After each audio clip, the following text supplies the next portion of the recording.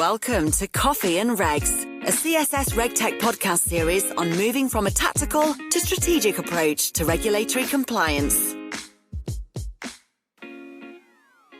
Hi, this is Natalie Silverman for CSS. Welcome to our next episode of Coffee and Regs. On today's episode, we're taking a trip around the world and discussing evolutionary changes for regulatory compliance in 2022, from SFDR and PRIIPs to AIFMD II and 18F4. Please welcome CSS's SVP of Business Development, Ashley Smith. Good morning, Ash, and thanks for sitting down for Coffee and Regs. Thanks, Natalie. Good to talk. Well, 2021 brought some surprises. Not all good.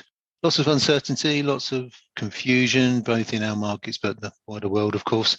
And this is a little sweep through just some thoughts on 2022, which I think is going to be a big year in so many ways. Not just obviously the COVID response and where that leads us, but from a regulatory standpoint as well. And let's start with two really big items on the agenda already that we know about, PRIIPs and SFDR, much reported. And PRIIPs is delayed, as we know, and it looks highly likely that SFDR will have its key dates pushed back to the end of 22. And this is a real bottleneck at the end of 2022. SFDR and PRIIPs, both with huge deliverables at the same time. That's going to create and is already creating some significant challenges for firms.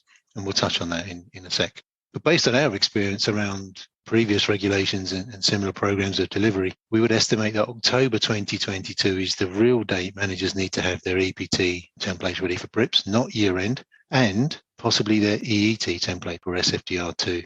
The reason being is there's many downstream entities that need this data to model and run their own calculations because they have to ensure they hit their own regulatory deadlines, which is the end of next year. So in my view, the pressure is on firms to deliver their data in EPT and likely EET by the end of Q3, by October 2022.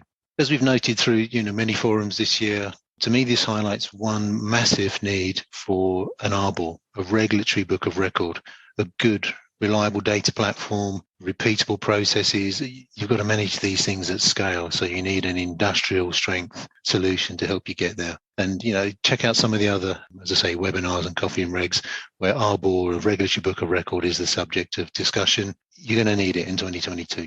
Let's use an example of the EET, the European ESG template, which on its own is 600 data points. That's huge. And it's just not populating these fields, but the nuances of how this entirely new demand needs to be applied at every fund level. As we've seen through many updates and to many regulations in the past, these things are rarely binary and they need a lot of attention to the detail. So that's one ask, and there are many more in 2022. So if this data isn't structured in a sensitive way and in a sort of reusable way, it'll place massive burden on teams delivering data to clients. And I believe firms need to be leveraging the core regulatory focused data set. There are new ESG data vendors to be applied. This isn't just about the data you've got in-house. You've got to bring in new sources. You've got to build new templates. You've got to construct and populate them. And then you've got to distribute them en masse.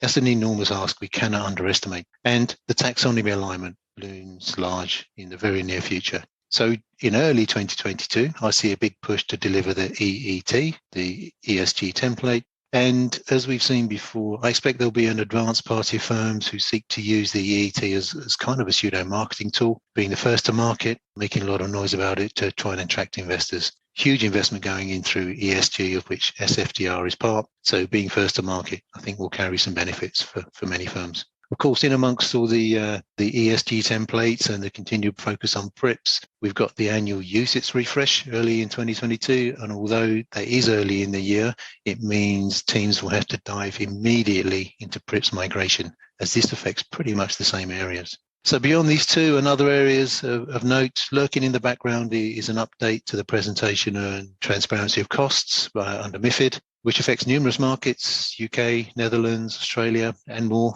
In other areas in the global investment monitoring space, we need to keep an eye on possible quick changes again to the short reporting thresholds. We saw this in 2021. If the markets come under a lot of stress, and this year we saw these changes introduced with 24 hours notice to the short reporting thresholds, which was challenging for everybody. Of course, ESG mandate monitoring will come into force as well at some point in the near future. And again, that will fall under a new requirement for the investment monitoring areas. In global transaction reporting, we're seeing the bedding in of the EMIR refit and SFDR, both of which are well known in the market. And again, challenging. The EMIR refit alone is 40% larger than the previous iteration, but we expect to see evolution in that space. AIFMD II, that's a big one on the horizon as well. We've seen industry consultations, they're resulting in recommendations and updates to the directive, and this affects a huge number of firms across the globe. Other areas in the US, there's the SEC Rule 18F4, which is a mutual fund directive looking at the use of derivatives,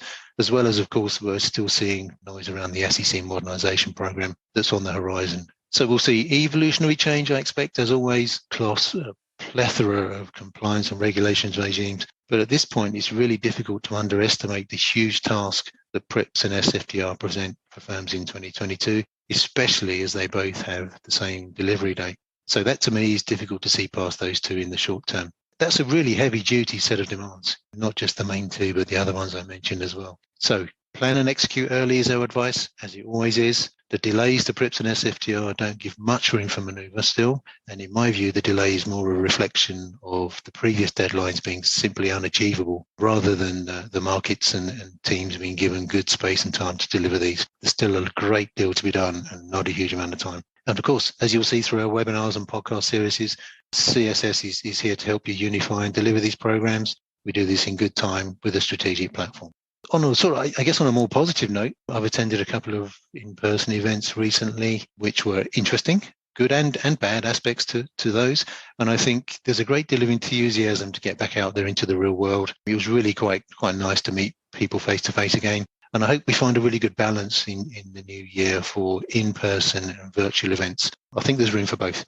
But there's no doubt in my mind that our industry thrives best when its people meet, we generate ideas, and we collaborate. And I think finally, just, as they say at the end of the news, and finally, just one personal hope for me, really. We got a lockdown puppy. So if she stops stealing my socks, that'll be a personal win. And I'll be more than happy. Thanks, Ash, for the insight into how you like your regs in the morning. For CSS, this is Natalie Silverman. This has been another episode of Coffee and Regs, a CSS RegTech podcast series. Make sure you catch every episode by subscribing to our podcast on www.cssregtech.com or through your podcast platform of choice. Thanks so much for tuning in. This podcast is brought to you by Compliance Solutions Strategies and is for general information purposes only. All rights reserved.